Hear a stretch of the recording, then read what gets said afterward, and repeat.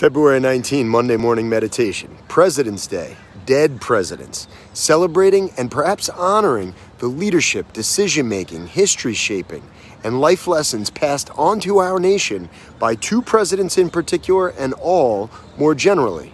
A day off for some, opportunity to contemplate impact for all. Not about to lecture on history here. Instead, weigh the qualities of two precious metals, gold and platinum. You know the golden rule, treat others as you would like to be treated. Fair, maybe, but still projecting our own preferences onto others. Opening the throttle of emotional intelligence, we arrive at the platinum rule. Treat others the way they would like to be treated.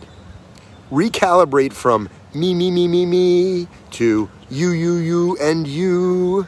Truly celebrate diversity of thought, diversity of decision-making, diversity of risk appetite, diversity of faith, humor, and popularity. Engage others by actively learning about their concerns and fears.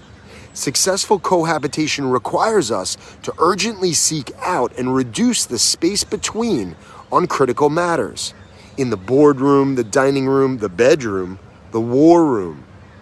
Members of a family, as much as any organization and nation, are free to seek out truth and demand policies that reflect their values and expectations. In the same way, heads of household, corporations, and states must deliver a higher quality of leadership, leveraging diversity not for political gain, but social harmony. This President's Week, let us all commit to representation of the people, by the people, and for the people. All people. Let us be curious about treating others the way they want to be treated. Let us be victorious in the race.